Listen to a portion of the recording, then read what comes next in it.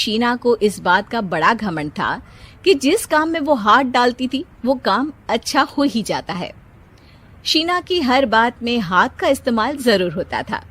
एक दिन शीना का पति आकाश उससे कहता है, कल जो वो भिंडी बनाई थी ना तुमने, वाह वाह वाह वाह, मजे आ गए।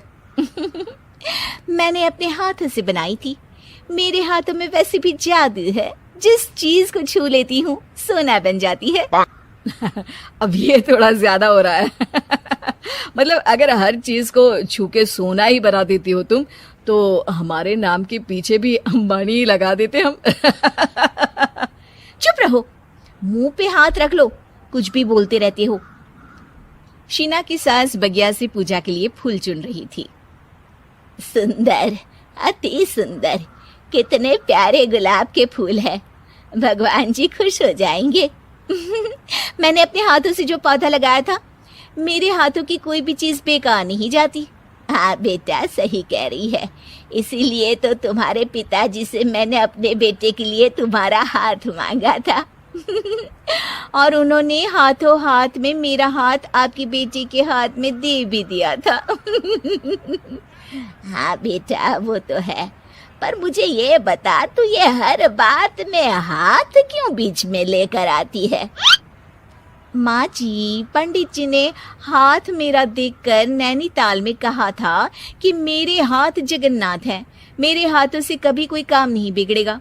तो मेरे हाथों की तारीफ तो मुझे करनी पड़ेगी ना। हाँ हाँ, ठीक ही कह रही हो। वैसे तो मिलाओ हाथ इसी बात पर। शीना को न सिर्फ इस बात पे गर्व था कि उसके हाथ से सब अच्छा होता है, बल्कि घर के सारे काम भी वो पहले अपने हाथ से करती, फिर कोई दूसरा उन कामों को कर पाता। एक दिन शीना कपड़े धो रही थी।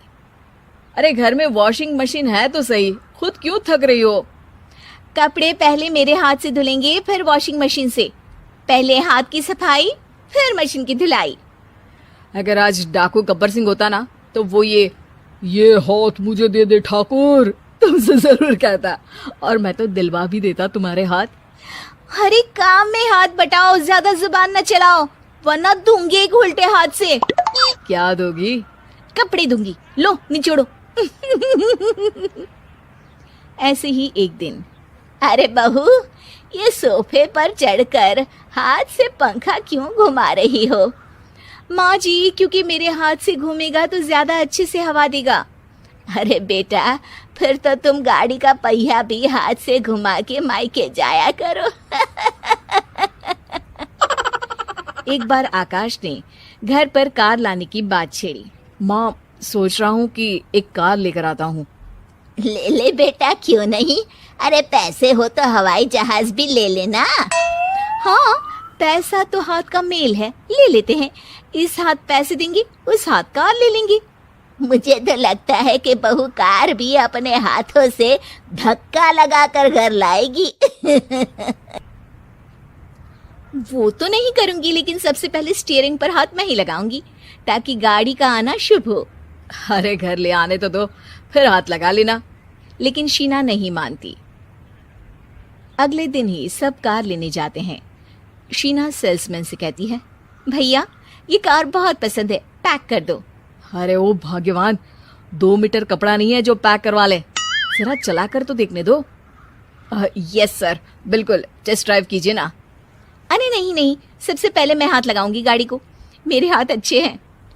अरे यार, हाथ तो मैं भी धोता ही हूँ, और आजकल तो सैनिटाइजर से भी धोता हूँ। मेरे काम में हाथ ना अड़ाओ। अरे टांग ना अड़ा होता है भाग्यवान, हाथ नहीं। शीना ड्राइविंग सीट पर बैठ जाती है और आकाश उसे गाड़ी के फंक्शन समझाता है। देखो शीना, ध्यान रखना, ये है स्टीयरिंग, इससे राइट लेफ्ट जाएंगे। ये है एक्सेलरेटर, इससे स्पीड कंट्रोल कर सकते हैं। और उसी के पास में है ब्रेक, जो तुम्हारी जुबान में शायद मिसिंग है। ठीक है, ज्यादा भी सिखाने की जरूरत नहीं है। मेरी माँ तो कहती है कि मैं अगर अपनी शुभ हाथ लगा दूं तो जग घूम जाए, तो ये स्टीयरिंग क्या चीज है? शीना गाड़ी स्टार्ट कर देती है और स्टीयरिंग को घुमाते हुए एक्सेलरेटर पर धीरे से पैर रखती है और शोरूम के बाहर के एरिया में ही गाड़ी घूमने लगती है, जहाँ दूसरी गाड़ियां भी रखी हैं। देखा मेरे हाथों का कमाल। अब ब्रेक दबा दो, आगे गाड़ी है। शीना आगे गाड़ी देखकर घबरा जाती है और पाँव गलती से एक्सीलरेटर पर पड़ जाता है। कार आगे खड़ी एक बड़ी गाड़ी में घुस जाती है। दोनों कार से उतरते हैं। सेल्समैन भागते हुए आता है। अरे 7 लाख की गाड़ी खरीदने आए थे और 15 लाख की गाड़ी ठोक दी। Oh my God. आकाश की माँ, आकाश और शीना घबरा जाते हैं। इतना सारा पैसा कहाँ से आएगा? तभी वहाँ मैनेजर भी आ जाता है। पूरा माजरा समझता है। अरे टेंशन मत लीजिए, गाड़ियों का इंश्योरेंस था। आप जो कार लेने आए थे वही खरीद लीजिए। पर मैडम, जब तक आप सीख ना ले तब तक गाड़ी मत चलाइएगा। अभी तो आपने गाड़ी बस ठोकी है, जिसका बीमा भी था, लेकिन सड़क पे चलते हर इंसान का बीमा नहीं होता। अरे मेरे हाथों से ठुक भी गया ना तो उसकी जिंदगी बन जाएगी, और अगर चला भी गया तो स्वर्ग ही पाएगा। मैनेजर साहब, मेरे हाथ में कोई दिक्कत नहीं है, वो तो बस पाँव गलत जगह पर चला गया था। शीना की बात सुनकर आकाश अपना सर पीटता है और उसकी सास अपने हाथ से खुद का मुंह छिपा लेती है और मैनेजर हाथ जोड़कर माफी मांग लेता है।